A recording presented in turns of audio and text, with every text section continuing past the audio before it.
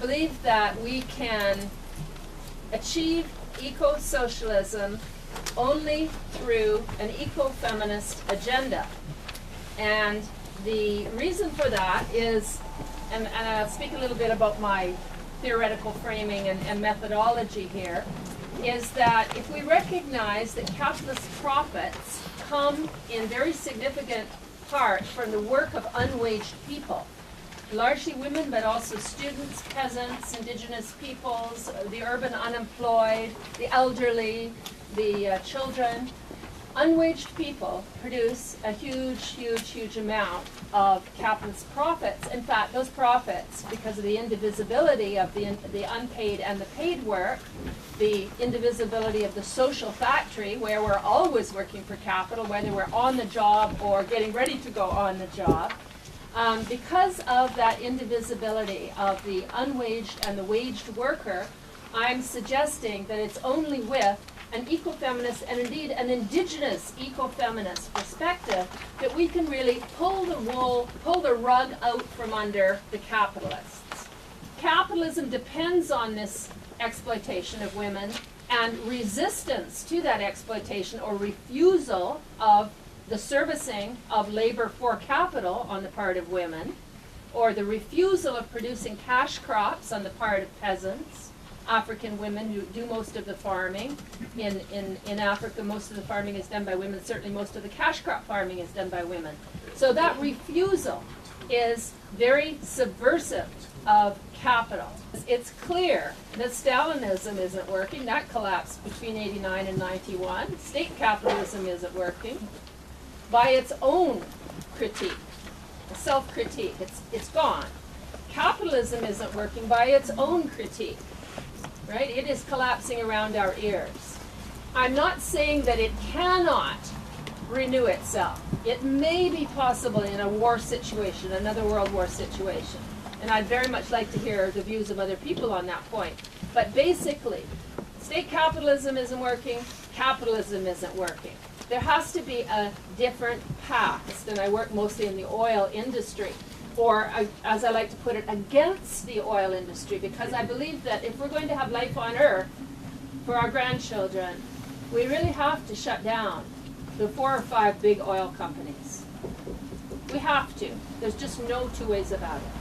And working all my life, working for several decades against the oil companies, I see some avenues for that being possible. I think it's quite possible that we can shut down Shell, British Petroleum, ExxonMobil, Chevron, Aramco, Total, and all the rest aren't of the them. big oil companies dwarfed by Aramco and Venezuela? I mentioned Aramco, and I'd also like to mention PDVSA in Venezuela, the state oil company of Norway, Statoil, very important, Petrobras, very important. We have to shut them all down. Absolutely. I do not imagine that we can move towards eco-socialism just by focusing on energy or fossil fuels, oil, coal, and gas. I just want to talk about this small piece of the picture, this important piece of the picture, but it's a much bigger discussion, okay? So there's 2 kinds of patterns I want to mention that are happening on the ground in the oil industry. One is a production-consumption strike that's emerging, and I'll discuss that very briefly. And the other is a broader kind of women-led refusal to allow oil companies to do business as usual. And this is largely in those areas where there's a lot of oil and coal and gas under the ground. And indigenous peoples and their non-indigenous allies are in particular taking action where the reserves are located. Largely third world men run the transportation of oil worldwide. And it wasn't very hard for these men to recognize the importance of stopping oil to South Africa, and they were very willing to report.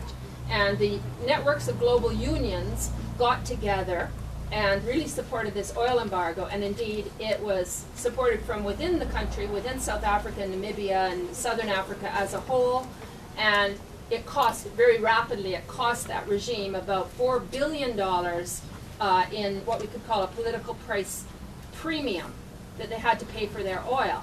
And combining that with the financial boycott, it brought down that regime. Of course, the struggle internally was crucial. It was central. The blowing up of the refineries that was making liquid fuel from coal and so on, and a lot of electricity generation lines and so on. So that worked. And what that did, that was what we would call a consumption strike. There have been many other boycotts of oil companies. That was mainly focused on boycott Shell, although many of us were trying to boycott the industry as a whole, shut down the industry as a whole. If any tanker took oil to South Africa, that tanker would not be serviced in other ports. There were secondary and tertiary embargoes. So there was a huge mobilization at the very grassroots. Very much self-organized, very much organized by the organizational structure of the oil industry itself. And that's a theme that I want to emphasize. In other words, I don't believe that we're going to get eco-socialism because some little group of high consciousness elites try to raise the consciousness of other people. That kind of politics went out a long, long, long time ago. The kind of politics I see working in the oil industry, or working against the oil industry effectively, are the politics organized by the organization of the corporations. That the corporations impose an organization of pipelines, of tankers. It's very easy to interrupt the oil industry as a result. Saw that in Nigeria again and again and again from 84 onwards, more intense, more intense, more intense, until about half of the oil in Nigeria isn't being produced. Right? They're down to about 1.5 million barrels a day. Because the people, and it's largely the women, in the Niger Delta keep shutting down the industry or kidnapping any workers who are trying to run the industry. They can do a little offshore production, but onshore, forget it. And this is a pattern we see in lots of places. Ecuador is a good case in point. The Costa Rican no-go zone for oil. No oil exploration and production can happen in Costa Rica since 2002. So there's a lot of shutting down production. Then there's also a lot of shutting down consumption. This is the refusal to buy that I referred to, and we see all kinds of boycott. So the idea is that the oil company is denied oil at the source through the production strike, and it's denied consumers at the other end. So it can neither produce nor sell its product, and it disappears. No more Exxon. No more Shell, no more BP, no more Total, no more Petrobras, no more Aramco, okay? And it's because you and I participate in that. It's a joint activity between people who are sitting on the oil, gas, or coal, and the people who are using that oil, gas, and coal. And most of us here, I mean, the reason why tens of thousands of us have come here is because we don't want any more oil and coal and gas to be burned, right? Because we all understand that it means death. The relationship that's established between as a result of a production-consumption strike can be turned into a relationship of partnership and cooperation for much scaled-down direct dealing on that model, cutting out the oil companies, cutting out the petroleum firms that have such close relationships with the financial sector and with the weapons and armaments sector. I call it the weapon dollar, petrodollar coalition after Jonathan Nitzan and Shimshon Bishler. The labor strike that I was referring to around the world from about 2003, we found that women were doing a shocking thing, which was they were exposing their bodies, their naked bodies. And a lot of people have been wondering, what does this mean? And what it means is it's saying, and it comes from a very deep customary practice that is universal. Archaeological records show that every culture has this, and as far back as there was human culture, this practice was undertaken when women were outraged at activities that threaten life itself. And the nakedness curse is announcing a strike by women. It's saying, this is where we all come from. This is the vagina through which we were all born, and we are revoking, by taking by imposing this curse of nakedness, we are revoking your life because you are standing against life. This is more than 1,000 performances throughout the world, and there were repeated peace signs and all kinds of statements by people lying down when they're naked lying down on a hill or on a beach and being photographed, and all of that was on the internet. You can go on bearingwitness.org and see hundreds and hundreds of these. Also biking. People were biking naked in Spain. Men joined in. So there was a huge outpouring of this nakedness, and it's just mounting. Every day I see more instances of it. And what it does announce is a general strike by women worldwide in the work that women do, that I said earlier is essential to capitalism, that is producing and servicing labor power. And as we know from the now rather ritualized, institutionalized annual strike of women in Iceland, if women don't go to work, nobody else goes to work. Right? You really can shut down a society very quickly, just like you can shut down the oil industry by breaking one pipeline. Those were the big patterns, that is the women's general strike, withdrawal of labor power, and I would say not just women, all unwaged people. All unwaged people. And then the production consumption strikes is the way to get rid of capital and have direct deals with each other for a very scaled down trade in liquid fossil fuels just for essential purposes, not for burning. We can't burn any more oil, coal, or gas. And I'm from Canada. We have the tar sands there. We're now finally mobilizing. And my family is right from the tar sands area. Like, there's 4 nuclear plants being planned. There's no, in our province of Alberta, which is 4 times the size of the United Kingdom, in our province, we have no nuclear plants. 4 are being planned by the government of Alberta and the government of Canada. The state corporations are going to build 4 nuclear plants up there to boil the oil out of the tar sands.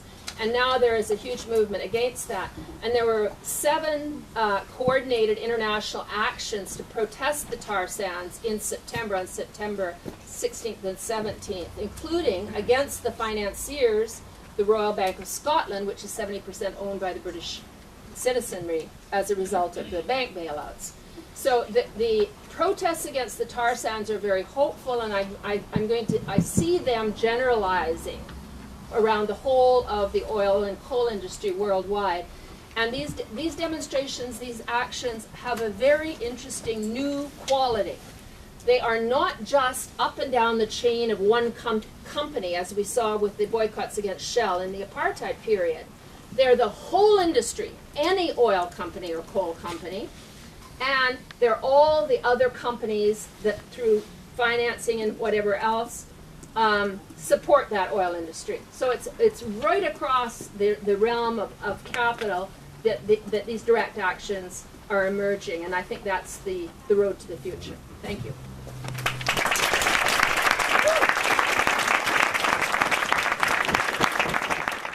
And we'll continue now with our friend here, Klaus Engert from Attack Germany.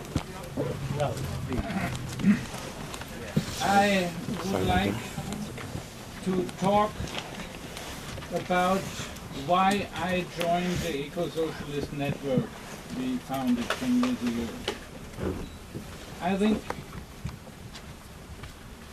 the deep combined economic and ecological crisis we live in these years had at least one positive effect. It's possible to talk about radical alternatives to the existing society beyond the ruling capitalist system. It's amazing how open people nowadays are to discussions about radical consequences of the crisis. Even in my region, I'm living in Bavaria, which is one of the political most backward regions in Germany. In the last months, since about 1 year since the economic crisis started and combined with the climate change, the people are asking you, they're even inviting me as a Marxist to discuss with a banker openly about the crisis. This is something which never happened before. From my point of view, there is at the moment for that a unique historical window for a broad public discussion about an alternative system of production and distribution. And such a discussion, like we do it today, is as urgent as necessary for mainly two reasons. The first reason is that the environmental disaster, not only the climate change, the environmental disaster as a whole we are facing, particularly the climate change, makes the development of concrete alternatives an immediate urgency. The destructive potential of the ruling system is destroying the base for a future society of the free and the equal with a breathtaking speed. And instead of revolutionary patience, we need revolutionary impatience. The second point is that the word socialism has been abused so often in the last century that especially in parts of the environmental movement it is discredited as a word. I remind you what the comrade Hugo Blanco from the indigenous movement of Peru said in our last meeting of the Eco-Socialist network in Belém during the World Social Forum. He said that the contents of our manifesto, Eco-Socialist Manifesto of Belém, is agreed by the indigenous people out of his movement, but the word socialism has got a very bad taste for them. Due to what happened in the past in the name of socialism, for instance in Peru with Sendero Luminoso and as well in the countries of the Eastern Bloc. So what we urgently need today is to concretize our vision of the future society much more than we did it before. We have to concretize it along a couple of central issues. The first one is sustainability in all meanings, the whole meaning of the word. The second one is regionalization of production and distribution. It means produce locally and regionally and consume regionally and locally. It means avoid traffic. The third one is deceleration. You can see the history of the industrialization of the last 200, 150 and 200 years also as a history of acceleration in all kinds of life, in all parts of life. And the fourth one is democratization. And we can find in every of these issues anticipation in different parts of the world, in movements, in communities, etc. Here as well we find the proof for the sentence of Karl Marx, who said that every society to a certain extent anticipates the coming one, and we can see it in parts of the environmental movement today. To conclude, I joined the network because I think this is a framework in which everybody who fights for a society beyond capitalism can discuss about viable alternatives apart from tactical or historical political differences. A former German chancellor of the Social Democratic Party once said, "Who has got visions should visit a doctor." I am a doctor, and I answer, who has got no visions should not do politics because he is already dead. Lenin said, socialism is electricity plus Soviets. We have to correct him. Eco-socialism is sustainable energy and production plus democratic planning. Thank you.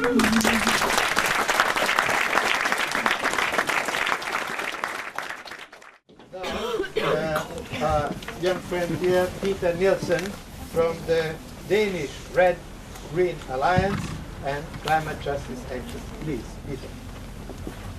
It is in many ways funny for young persons like myself, I'm 25, to have these discussions about whether or not there's an ecological dimension to socialism. To my generation, I think this have never really been the question.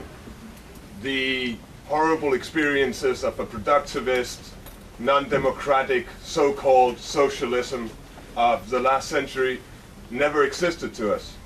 What did exist to us have been neoliberalisms, it have been cut-downs, it have been attacks on social gains, on political rights. Today, we are in at least a threefold crisis, maybe manifold, but evidently we live through a time of economic crisis. There are too much shit produced, but still there are more people who go hungry every day than ever before. We live through a political crisis where the political institutions of this world is not able to solve the most urgent and pressing problems for humanity. We can see this in the scandalous development at the COP15 in Bella Center, where drafts are being proposed not nearly committing to the numbers and the goals set by science, nor to the demands for a real just climate solution or the repayment of climate debt that are being raised by countless movements of the global south. And we can see, of course, an ecological crisis that stretches far beyond the question of the amount of carbon in the atmosphere, but involves the pollution of the oceans, the cutting down of forests, the destruction of land, the destruction of traditional workings on the land, that is to say, ways to work with the earth, with nature, in a sustainable way, taking care that the cycle of using and giving back is not broken. Instead, we are seeing a society where the resources that have taken millions and millions of years to build up, fossil fuels, are being exhausted in a matter of only a few decades. Even 100 years is not long when we count in geological time. Now they're trying to convince us that a new green capitalism can arise, and they're trying to prepare for this with big agreements, and many nice, very fine-looking people in suits will tell you that they have the product that will save the world. But why, to this day, have no huge company emerged dealing in solar energy, solar panels? Obviously, because it's more profitable to blow up mountains in order to extract coal. It's more profitable to plant nuclear power plants in order to boil oil out of the sands. It's simply more profitable to destroy the nature, to destroy the people working, than it is to provide a simple commodity like solar power. Simply put, there is no future for solar power in a capitalist system. It is simply not profitable, because once you have been sold a solar panel, you will not have to pay every day for the solar energy like you do when you use coal power or oil power that you buy from a power plant. So, this sets the stage for the vision of eco-socialism. And I think that setting such a stage means also to confront oneself with very important questions. And one of the most imperative is the question, that I think any current calling itself socialist must consider very thoroughly, and that is, which movement will this current build upon? With which struggles, with which people will we ally? This is a major strategic question, but unfortunately, as Klaus also said, the strategic questions that we are facing today are not strategic questions involving a large timescale. We have to think strategically in how we can break down global political, global economic, and global ecological approaches that are being promoted by the capitalist system. And we have to think about how we do this within the next decade, at most. So this is a huge task. There's no doubt that the forces organized against capitalism, even though they are manifold, even though people from all walks of life, from many different cultures, engage in daily struggle against capitalism and exploitation, there's still no doubt that we are weak on a world level. Many countries in the world, we have little to no organized resistance against the continuing capitalist onslaught. Only a few people, convinced, brave, fight against what is happening in many parts of the world. Severe oppression is a daily reality for many of the people fighting for social changes, for a just and considerate approach to the earth, to other people. I think that when we ask this question, we have to ask, which movements do we envisage that are willing to place on the order of the day the break with bourgeois politics and the actualization of at least the perspective of a radically different agenda than the ones that are being promoted last week at the WTO in Geneva, this week, the next week at the COP15 in Copenhagen. I'm active in the network Climate Justice Action. We are organizing next Wednesday on the 16th a protest directed towards the summit itself. On the outside, we will come people from all over the world, being led by delegations of people from the global south who will go in the front, and we will float around over and above the police lines in order to meet with people coming from the inside of the COP15, wanting to discuss with us and place on the order today that it is not big governments caught up in their infernal logic of continuing to secure profits for their own companies, that it is not business lobbyists who try for all in the world to just get one day more of coal exploitation and destruction of nature. These are not the people that can assure us neither the continuation of the human species nor any kind of justice for this species.